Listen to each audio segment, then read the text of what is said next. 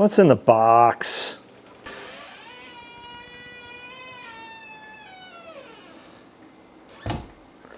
I'm not going to show you what's in the box yet.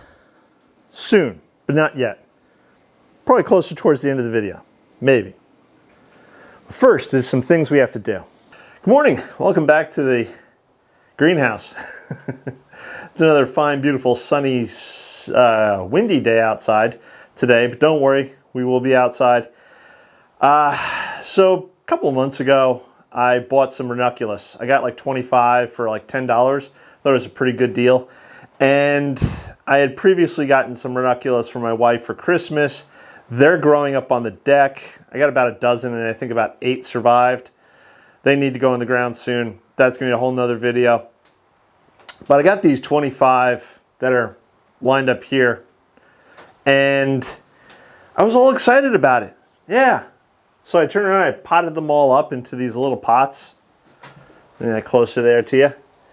And filled them with some compost and yeah, kept them watered. And on those really hot days, I kept them very watered. Probably a little too much. Because essentially, I stewed them. So they've been growing, no signs of growth on any of the pots. And today I took a couple of pots before I turned on the camera and well, I cooked my ranunculus. With the heat that we've had, again, it's only been about high temperature, about 80 some days, which isn't too bad. And ranunculus can handle that. But inside the greenhouse, it can get up to about 120 some days. And I was trying to, moisten the floor to try to keep the temperature down. I have all the vents open, the front doors open, try to let air in and out. But where these guys are located and the fact that I kept them so wet, I've essentially stewed my ranunculus.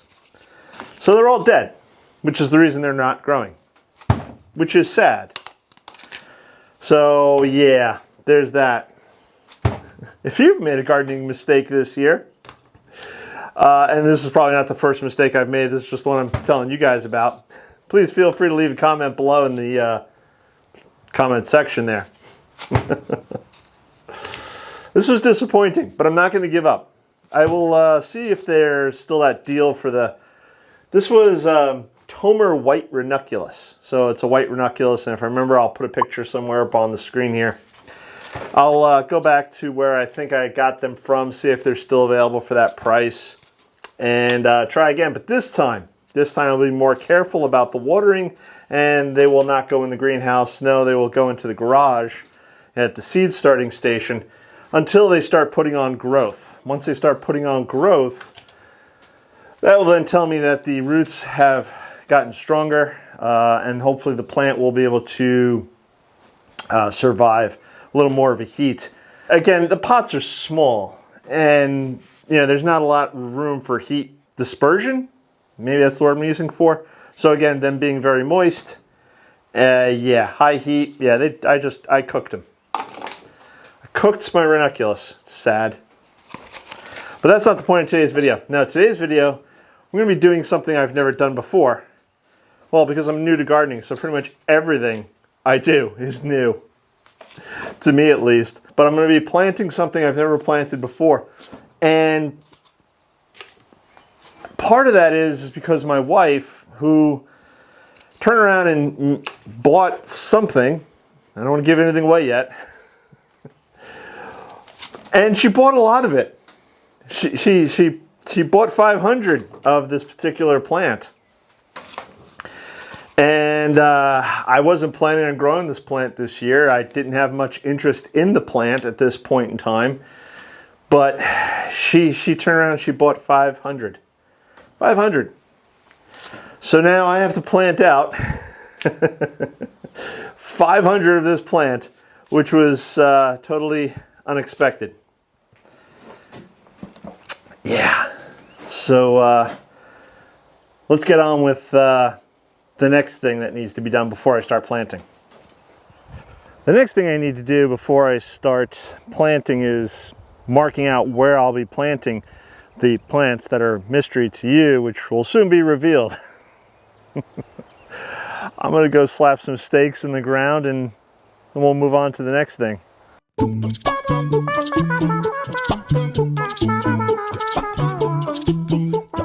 You know, I was looking for a larger spool of string, but I couldn't find it, and I found this string, but apparently this string is not long enough to get down to where I need it to. So I'm going to go back to trying to find the other string, which I wasn't having much luck with.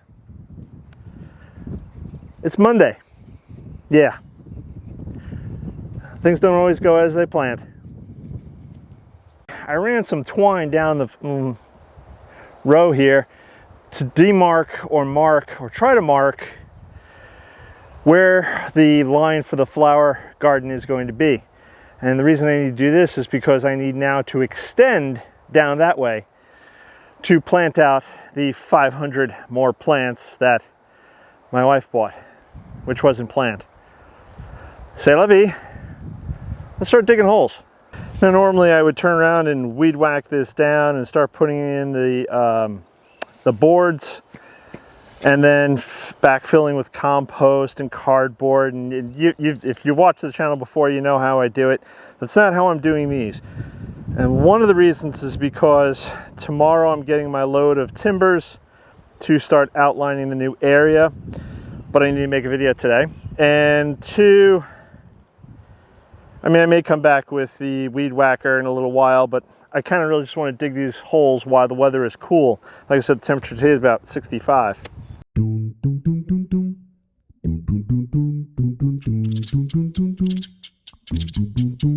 Many hours later. These are the holes, or the beginning of the holes, that I have to dig for the 500 plants that the wife bought. I'll be right back. Many hours later. So there is a hole dug to the proper depth. You can see it's sort of long kidney shaped. And there is another hole over there dug to the proper depth. There is the mystery box. And two more holes, which I have yet to dig the proper depth on. That'll be a project for tomorrow. Can you guess what's in the box? What's in the box? Come on. Leave your comments below. Pause the video. Leave your comments below. Let me know what's in the box. While you're doing that, I'm going to put some compost in the bottom of these holes.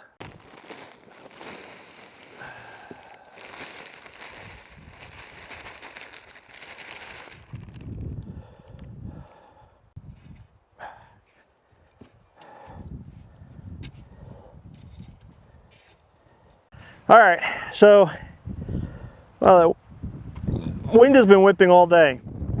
And I follow another YouTuber, and I apologize for the wind noise. I follow another YouTuber, Cog Hill Family Farm, something along those lines. And he's down in Alabama. Jason happens to be his name. Same as mine. If you watch that channel, let him know that I said hello. He was saying that the wind by him has been whipping. And I'm in eastern North Carolina, and I gotta say, this wind has been crazy this spring. It's been a very windy spring, which is great if you like sailing, because I'm near the water and sailboaters like the wind in a hoot. So, have you guessed what's in the box? If you guessed gladiolus, you're right. If you didn't guess gladiolus, you're wrong. Let me show you up close.